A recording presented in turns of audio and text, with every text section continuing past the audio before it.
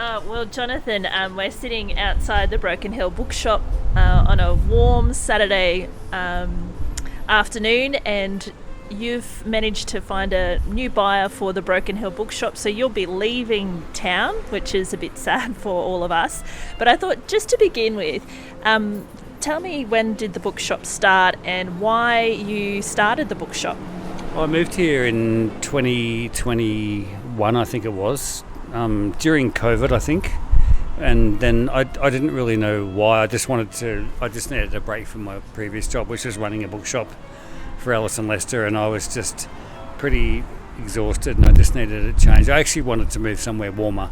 That was my goal, is to move somewhere warmer, and I pretty much Googled places in Australia where it doesn't rain, and Broken Hill was on top of the list. So I thought, I'm going to go and live in Broken Hill. So that's why I moved here originally. I still work for Alison behind the scenes. I just don't run her shop front anymore.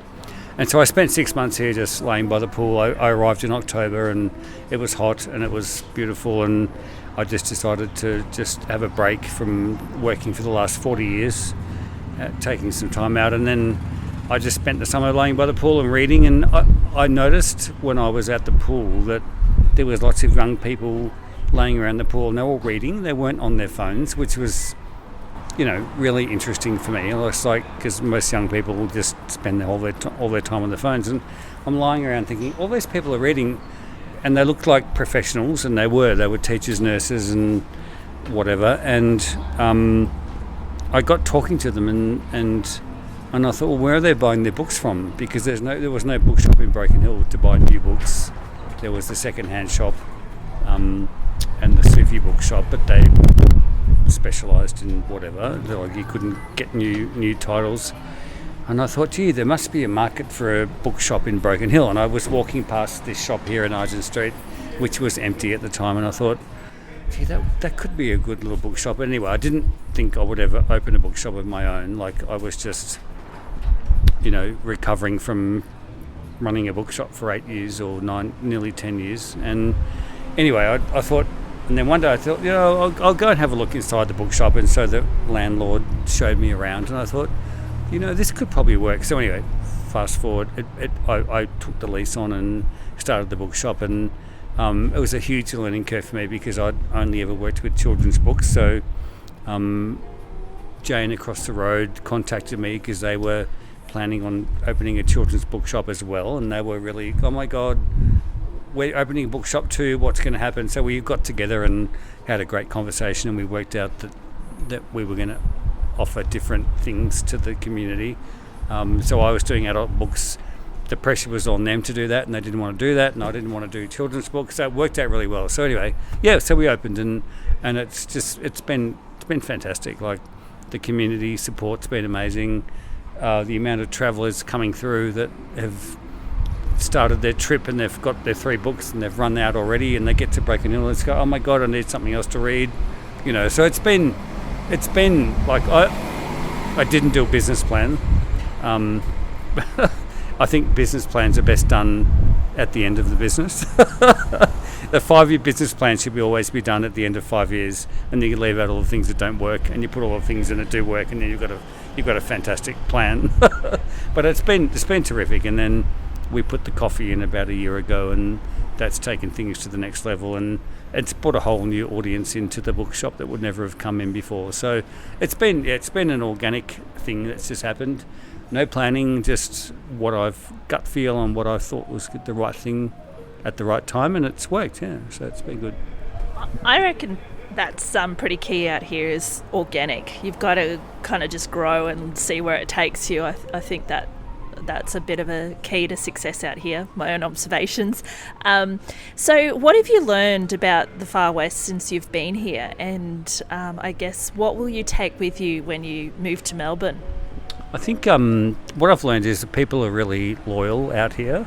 Like, I've had customers that have come in and they've gone to Adelaide for holidays, and they've, rather than buying books at Big W and Kmart and all those awful places that sell them below price, they've taken photos of books and they've come back and they've asked me to order them in because they want to support the bookshop, and they wanted to make, and the main reason is to make sure that the bookshop's always here. So, and that's fantastic, because there's a whole lot of older people in town that don't buy online, and they're scared of scammers.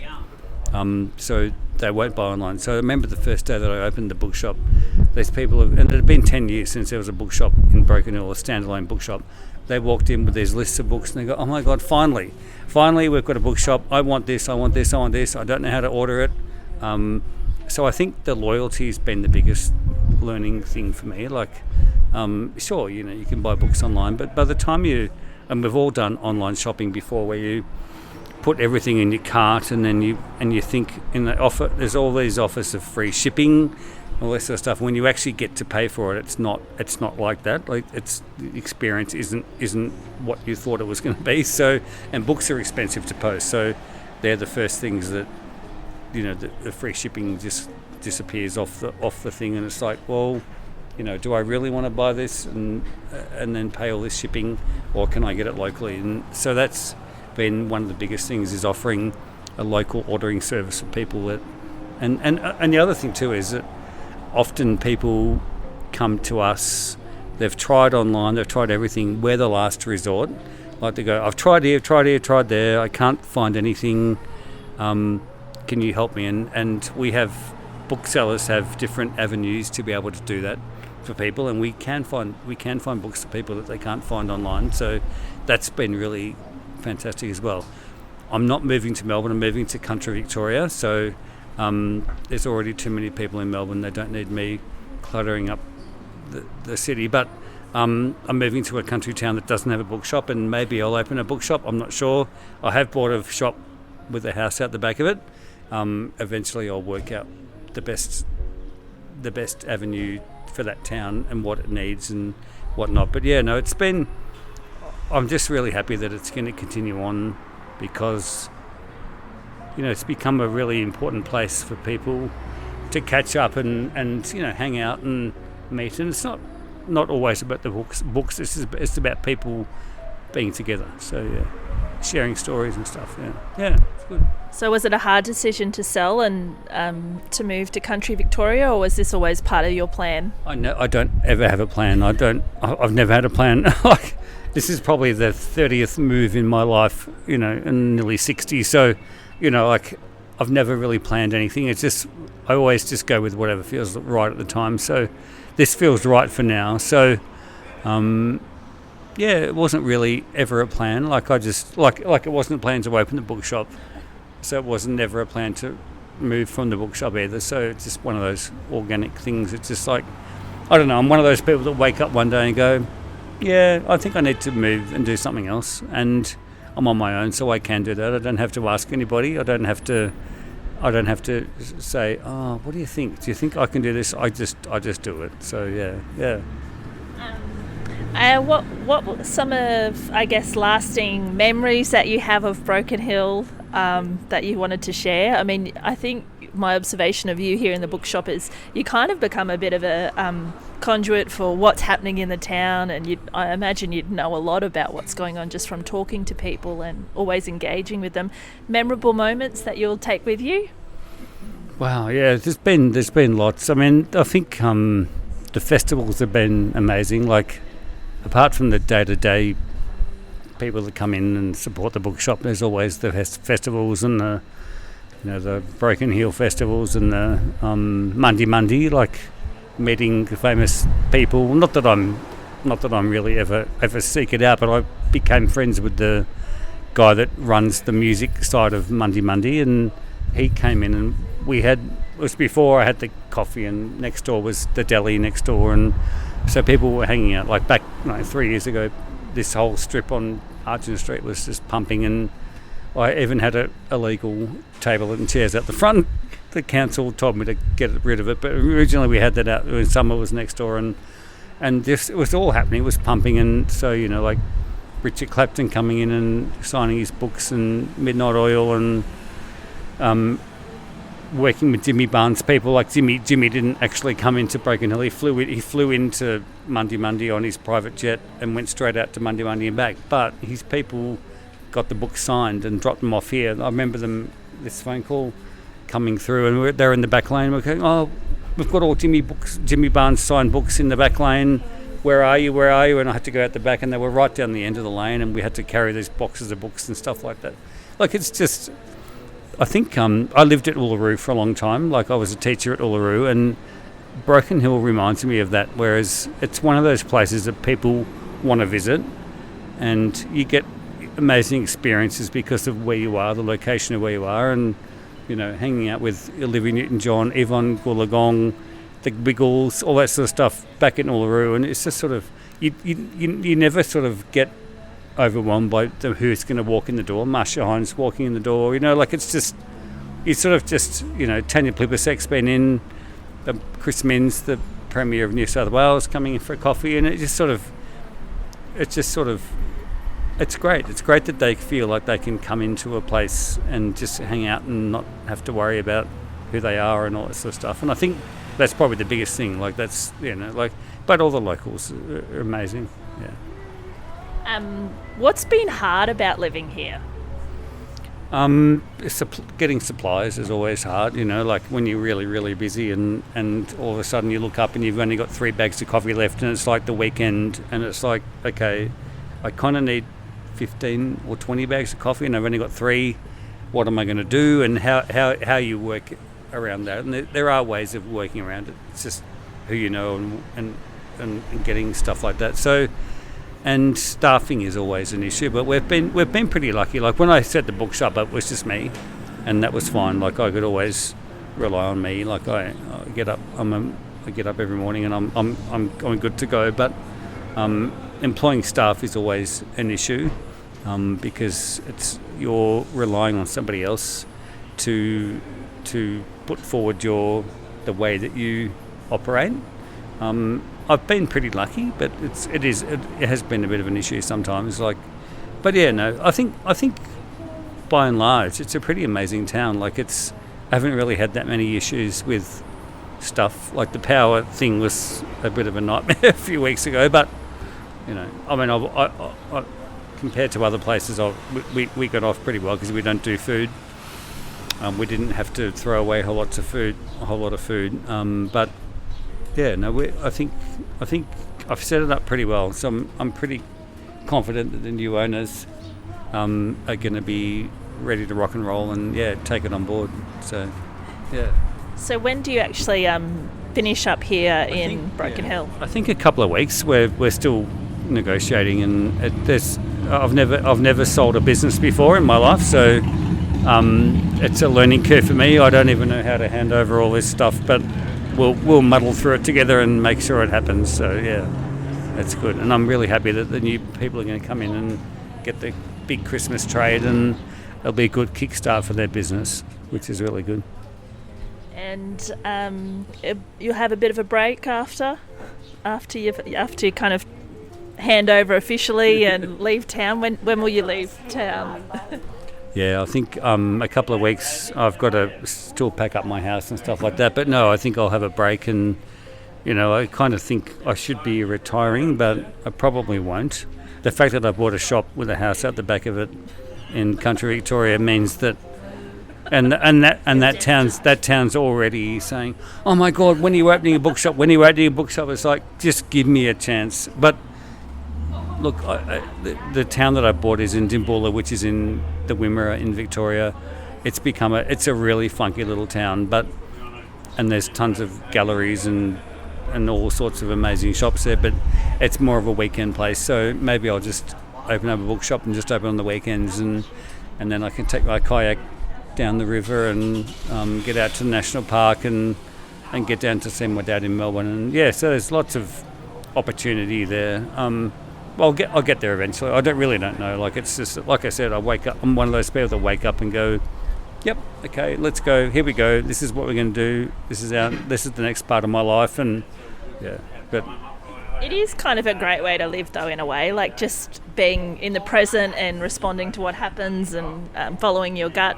Final question is, what are you going to miss about the Far West? the warm weather. Yeah, I love the warm weather. That's why I kind of moved here. That's the main thing. But the place I'm moving to is going to be pretty warm as well. And it's funny because when I moved here, everyone said, "What the hell are you moving to Broken Hill for?" I moved in October, and they said it's going to be hot. But the last few summers haven't been that hot. And the other thing was, I said when I googled places where it doesn't rain, Broken Hill came up. Hasn't stopped raining since I got here. Like it rained on the third day I got here, and everyone said, "Oh no, it's unusual. It's not. This is unusual. It won't happen again." A week later, it rained. A week later, my bathroom flooded. I've only ever had one flood claim insurance in my life, and it's been here in Broken Hill, which is ironic. Like, it's just crazy. So, so I think the weather hasn't been as extreme as I thought. Like, everyone said, "Oh, the dust storms. I've only ever seen one. I've only seen one in 3 years since I've been here. There haven't been any. Apparently there was a lot before, and the drought and everything that happened before I got here.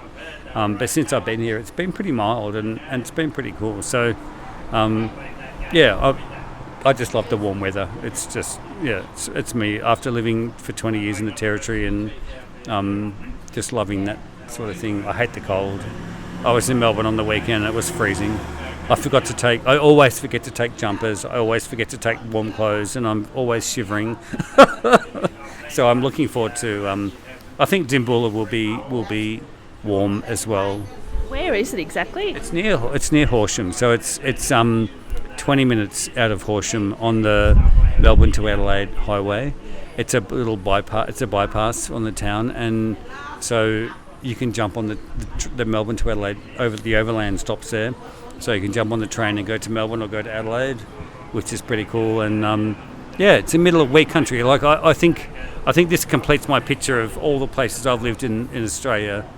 I've never lived in the wheat belt. So this is completing that picture, and I love it. You know, you drive through and it looks dry as dry can be. Yellow wheat fields everywhere you look.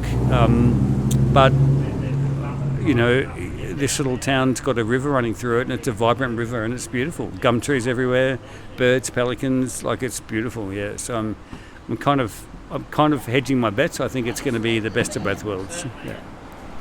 Will you come back? I know there's been a few comments on the Facebook page saying, "I hope you come back." Do you think you'll come back for a visit? Yeah, I've offered the new owners, if they want to go away for holidays, I'm more than happy to come back and work. Filling, because that's really hard with small business, is finding people that can give you a break. Like, I had to close for 10 days recently because there was no one really to take over and do that, but it cost a fortune. Like, it was, financially a disaster. If I'm more than happy to come back and give the new owners a break and be that person that just comes and fills in and can just walk in and not have to worry about training and stuff like that. I can just run it. They can go away for a couple of weeks or a month or whatever, I'm more than happy to come back. And it's not, I'm only going to be 6 hours away, so it's not that far. So, yeah. Oh, well, Johnathan, thank you so much for your time and for, starting the Broken Hill Bookshop and the energy that you've brought to our community. We really appreciate it. Do you want to say any final words? Well, I just, I guess I hope that everyone supports the new people that come in. Like, it's really, it's hard. It's a big thing, like, to take on a small business. So if the locals can still keep supporting the new owners, that'd be great. Yeah, it'd be really cool. Yeah. Actually, there's one question I haven't asked you, which just popped into my mind, is, I guess, why books? What's, like, you've obviously worked in previous bookshops. Why is books important to you? Well, I think for me, it's getting away from screens. If you think about your workplace, like your whole life, from the minute you get up in the morning, you're checking your phone, so that's a screen. You might check your iPad, that's a screen. You go to work, there's a laptop, there's screens. Books offer the opposite to that, and it's not like it's new. Like, they've been around way longer than screens. But I just think, like, for me, I get home and the last thing I want to do is look at a screen. I just think, I've been looking at the screens, and sometimes it's awful. I've got my laptop, my iPad and my phone, and I'm working between all three, and it's just horrible. Like there's updates. It's all at you. Everything's attacking you in one way. Not attacking, but like it's all updates. You need to read this. You need to read this. You need to watch this. Whereas a book, you're in control, and that's what I love about books is that you can close it whenever you want to, and you can just shut it down and then open it up when you feel like it. It's something organic. It's just it's different. I'm not 100% sure. But that for me is like that, and you can just carry it in your bag. It doesn't matter if you don't have power, if you've run out of power on your phone, if your phone's flat. It doesn't matter. Pick up a book, and I love it. People come in. We have people come in every morning. I sit out here and read maybe one chapter of their book.